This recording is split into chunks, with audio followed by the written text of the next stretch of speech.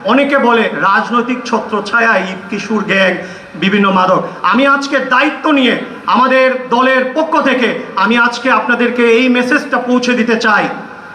আপনারা মাদকের বিরুদ্ধে, সন্ত্রাসের বিরুদ্ধে, কিশোর গ্যাংয়ের বিরুদ্ধে আপনারা অভিযান পরিচালনা করুন এবং এই অভিযান পরিচালনার করতে গিয়ে আমাদের দলের কোনো নেতা কর্মী ইশারা ইঙ্গিতে তদবির যদি আপনারা করেন তাকেও আপনারা আইনের আশ্রয় নিয়ে আসেন।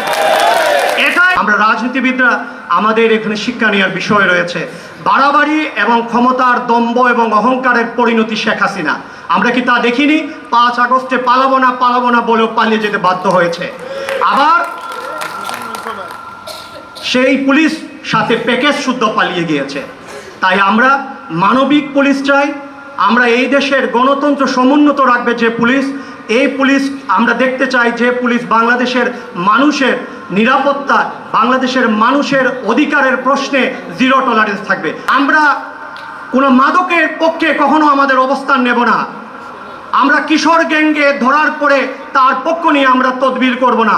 এটাই যে আজকের আমরা কি পেয়ে গেলাম, আজকের যে law enforcement and drug control এই প্রোগ্রামে এসে আমরা মাননীয় ডিআইজি মহোদয় অত্যন্ত চৌকুশ কর্মকর্তা, যিনি ওনার পেশা জীবনে সারা জীবনের অত্যন্ত সুনাম বয়ে এনেছেন, উনি আসলেন, বক্তব্য দিলেন, আমাদের মাননীয় প্রধান অতিথির সুন্দর সুন্দর বক্তব্য শুনলেন। কিন্তু আমরা আমাদের যে পরিবর্তন, আমি সিলেটি ভাষায় যে খাসলত পরিবর্তন করতে হবে।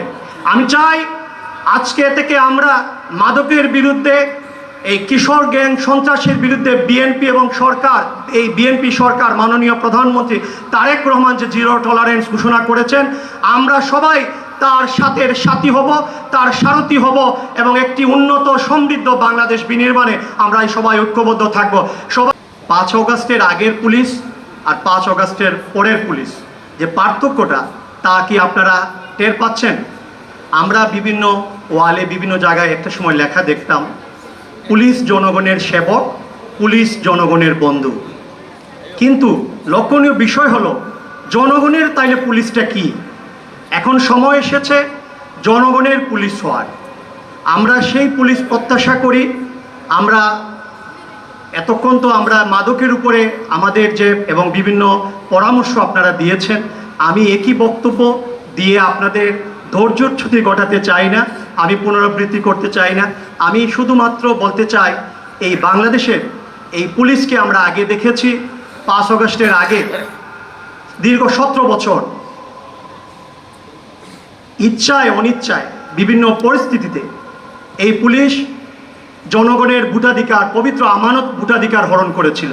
আবার একই পুলিশ 5 আগস্টের পরে এই ত্রয়োদশ জাতীয় সংসদ নির্বাচনে বাংলাদেশে সারা বহির্বিশ্বে একটি ব্যান্ডগার্ডের মতন তার দায়িত্ব অতন্দ্র প্রহরীর মতন ভোটাধিকার রক্ষা করেছে। এটা কি সত্যি নয়? এই পুলিশ চাইলে, আবার এই পুলিশকেও দেখেছি 5 আগস্টের আগে মরা মানুষকে মিথ্যা মামলায় আসামি করেছে। এখানে উপস্থিত রয়েছেন এই অলিউর রহমান, পৌর বিএনপির সভাপতি, আমাদের আজকের এই প্রধান অতিথি, আমি দেশের বাইরে ছিলাম, আমাদের প্রধান অতিথি 5 আগস্টের আগের মামলাতে, পুলিশ অ্যাসল্ট মামলাতে আমরা আসামি ছিলাম। আমরা কি এটা হইনি? কিন্তু আমরা চাই আইনের শাসন। আমাদের মাননীয় প্রধানমন্ত্রী যে পুলিশ চেয়েছেন, উনি দলীয় পুলিশ চান না, কোনো দলবাজ পুলিশ চান না। উনি চান আপনার যে পোশাকের যে শপথ নিয়েছেন, আপনার যে দায়িত্বে আপনি যখন চাকরিতে ঢুকেন, যে পুলিশিং সেবার জন্য, আপনি জনগণের সেবার জন্য যে দায়িত্ব নিয়েছেন, সেই পুলিশ আমরা দেখতে চাই। আমরা আর মিথ্যা মামলা, বিভিন্ন সময় অনেকে বলে গায়েবী মামলা, আমরা আর গায়েবী মামলার পুলিশ দেখতে চাই না। আমরা বিশ্বাস করি, আমরা জানি আপনারা ভিন্ন পরিস্থিতিতে, ভিন্ন প্রেক্ষাপটে ফ্যাসিস্ট আওয়ামী লীগ থেকে কি আমরা শিক্ষা নেই না? পুলিশের সাথে জনগণের যে বন্ধুত্বপূর্ণ সম্পর্কের জন্য আজকের এই অনুষ্ঠানটি অত্যন্ত তাৎপর্যপূর্ণ।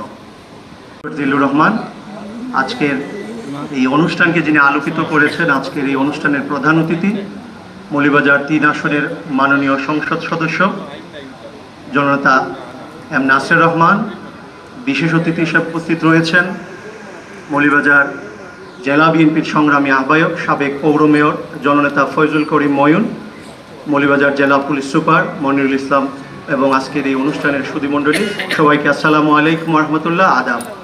হোক আজকের এই মত বিনিময় সবার অঙ্গীকার। আপনারা কি সবাই একমত এটাতে?